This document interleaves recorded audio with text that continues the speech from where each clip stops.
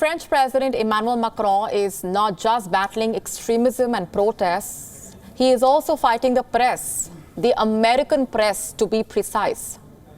Before I tell you more, I want to ask you a question. What is the role of the media?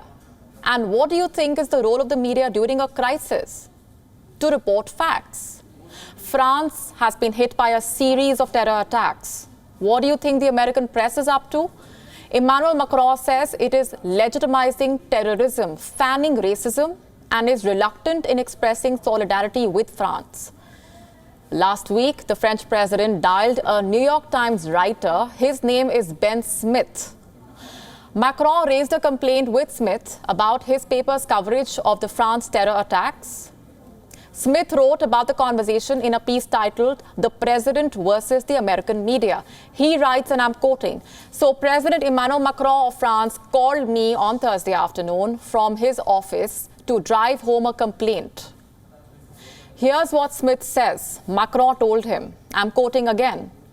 So when I see in that context several newspapers which I believe are from countries that share our values, journalists who write in a country that is the heir to the Enlightenment and the French Revolution, when I see them legitimizing this violence and saying that the heart of the problem is that France is racist and Islamophobic, then I say the founding principles have been lost, quote unquote." What was Emmanuel Macron referring to? The New York Times questioned the French crackdown on extremism. It asked whether France is fueling Muslim terrorism by trying to prevent it. The New York Times also drew a contrast between Macron's response to the terror attacks versus why Austria responded to terror. Macron's complaint is not just against one paper or one writer. On the 3rd of November, the Financial Times argued that Macron was alienating the majority of Muslims who hate terrorism. The article read, and I'm quoting, "Macron's war on Islamic separatism only divides France further," quote unquote. The article was taken off the internet after complaints from readers and a call from the French president's office. And then there is this piece from the Washington Post. It reads, "Instead of fighting systemic racism, France wants to reform Islam." Macron says that the American media has failed to understand French secularism. Is he wrong? Is the American media getting its narrative wrong? More than 250 people in France have lost their lives to terror since 2015. This is the highest number in any Western country. Is the American press fanning extremism? Is it legitimizing terror? Is it victim shaming? And is it the first time the American media is on to something like this? In 2013, when India launched its Mars mission, the New York Times seemed rather unhappy, and its unhappiness was reflected in this distasteful cartoon of the Mangalyaan. Cut to the 2019 Pulwama attack. New York Times painted India as an aggressor, and Pakistan was shown in the light of a victim. The words used for India were accuses, threatens, strikes, in revenge, quote unquote.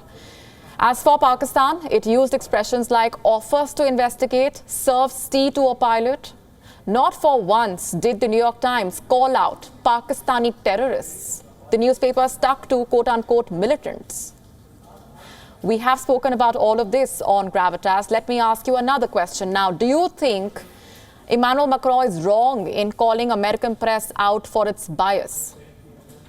An article on the tablet Mag claims that the New York Times, the Washington Post, the Financial Times, Bloomberg, and the CNN are quote-unquote no more attached to truth than Donald Trump was. Ben Smith has written a piece in the defense of his paper. Let me read out some lines for you now. Some of the coverage Mr. Macron complains about reflects a genuine difference of values. Picking fights with American media is also an old sport in France, and it can be hard to know when the talk of cultural differences is real and when it is intended to wave away uncomfortable realities. What about India? India has supported France in its fight against terror.